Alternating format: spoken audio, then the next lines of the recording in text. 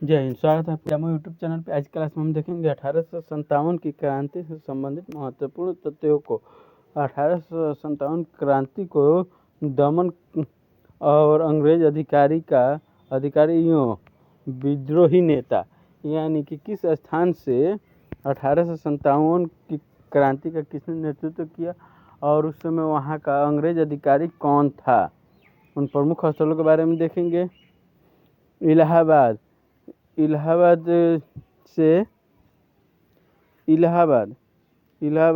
में कर्नल अधिकारी था जिसने और उसके खिलाफत थे विद्रोही नेता थे लियाकत अली। झांसी कैप्टन हीरोज, रानी लक्ष्मीबाई। पटना आउद या विसेंट आयर, कुंवर सिंह। पटना यहाँ पे आएगा या बिहार आएगा या आरा या जगदीशपुर, ऐसे भी आता है। दिल्ली कैंपवेल बख्त खां। कानपुर कैंपवेल नाना शाह। बरेली कैंपवेल खान बहादुर। जगदीशपुर जनरल आयर टेलर कुंवर सिंह। ये जो आपको ये नाम दिख रहा है कुंवर सिंह, वो सेम टू सेम है। लखनऊ कैंपवेल बेगम हजरत महल बिजरिश कादिर। वाराणसी कर्नल नील लियाकत अली। विद्रोह की असफलता के मुख्य कारण निम्न है। 1857 ईस्वी में व्यापक पैमाने पर हुए इस विद्रोह में भारतीय सैनिकों की संख्या अंग्रेजों की सैनिकों की संख्या से कहीं अधिक थी। यही कारण रहा कि प्रारंभ में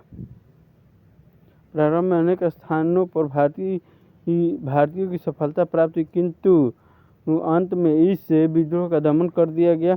विद्रोह का प्रारंभ से पूर्व होना, मतलब 1857 की क्रांति जो होना था उससे पूर्व एक योजना बनाई जा रही थी और उसका लिए जो संदेश पहुंचाने का काम हो रहा था कमल और रोटी के द्वारा कि हाँ, इस दिन को एक निश्चित तिथि थी कि इस दिन को हम लोग एक विद्रोह करेंगे। जो सोची समझी एक प्लान होती है वो बहुत हद तक सफल रहती है, लेकिन उससे पहले ही जो बैरकपुर छावनी में ये मंगल पांडे के द्वारा किया गया, ये समय से पहले ये हो गया था। ये मतलब क्या बोलते हैं इसको, ना कोई प्लान किया गया था ना किसी प्रकार का इसके बारे में।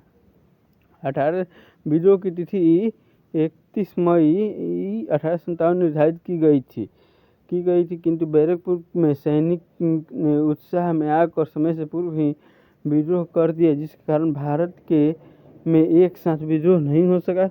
राष्ट्रीय भावना का अभाव इसलिए था क्योंकि जो भी व्यक्ति, जो बड़े बड़े नेता राजघराना थे या जो भी व्यक्ति था, वो सभी अपने अपने जो राजघराना या कुर्सी जो भी होता है, यहाँ अपना राजवंश बचाना या अपना जो सत्ता है उसको बचाना, इसलिए कोई भी ये नहीं था उसमें कि देश की भावना, ये हम देश के लिए लड़े नहीं।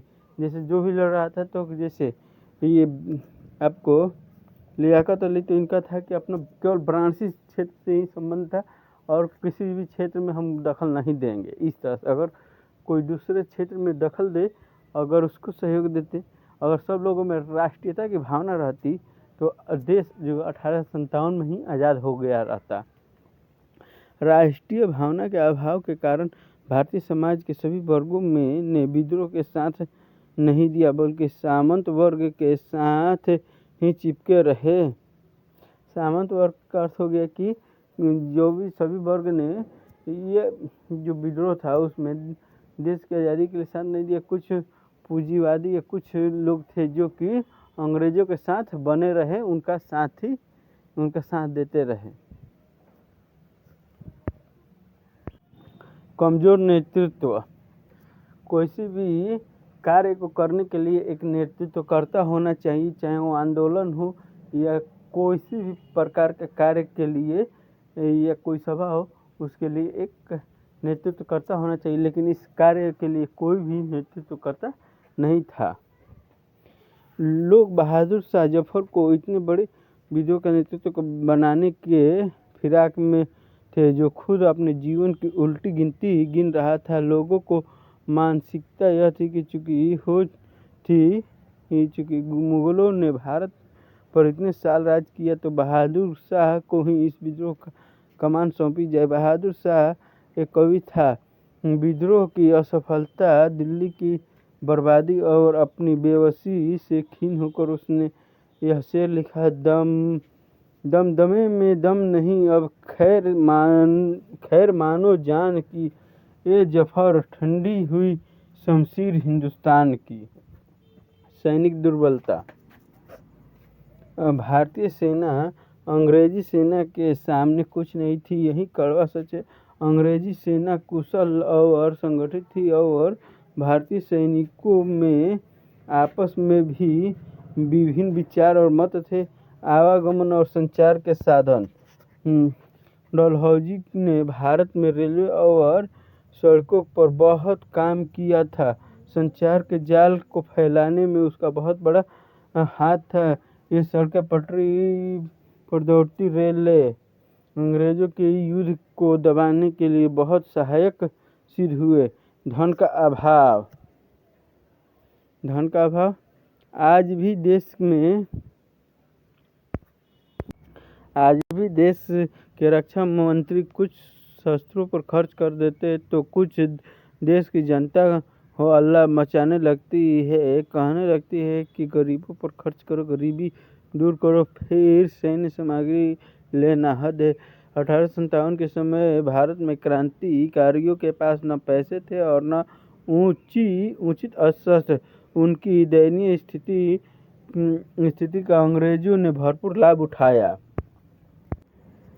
ये थे सन 57 की क्रांति में सामरिक हार के कारण, परंतु इससे यह नहीं समझना चाहिए कि वह क्रांति नहीं थी या उसे राजनीतिक सफलता प्राप्त नहीं हुई। वह पहले दर्जे की क्रांति थी और उसे राजनीतिक दृष्टि से असाधारण सफलता प्राप्त हुई।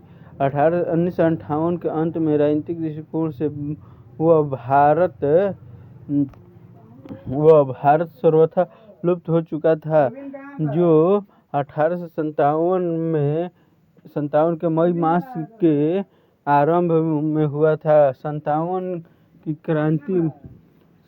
क्रांति ने उसकी अंतरात्मा में ऐसा भारी परिवर्तन कर दिया था कि लगभग एक सदी तक उसे दबाने की चेष्टा करके भी अंग्रेज सफल न हो सके। सन 1957 का राज्य परिवर्तन 1857 की क्रांति की प्रेरणा का अंतिम फल था। 1857 के विद्रोह के परिणाम। 1857 की क्रांति के बाद ब्रिटेन में हल्ला मच गया।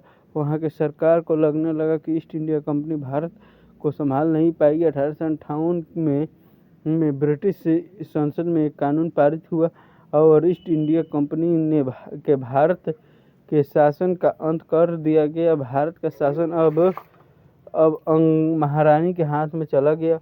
1858 में पारित हुए कानून के अनुसार गवर्नर जनरल के पद में परिवर्तन कर उसे वायसराय नाम प्रदान किया गया।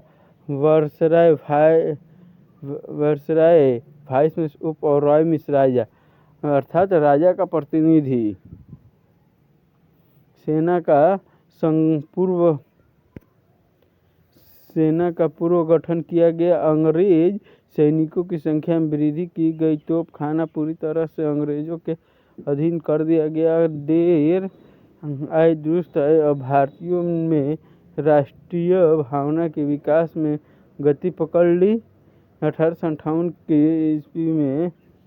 ईस्वी के अधिनियम के अंतर्गत ब्रिटेन में एक भारतीय राज्य सचिव का पद बनाया गया। इसके सहयोग के लिए 15 सदस्यों की एक मंत्रणा परिषद भी बनाई गई। इन 15 सदस्यों में 8 लोगों की नियुक्ति सरकार द्वारा किए जाने और 7 नियुक्ति कोर्ट ऑफ डायरेक्टर द्वारा चुने किए जाने का प्रावधान रखा गया।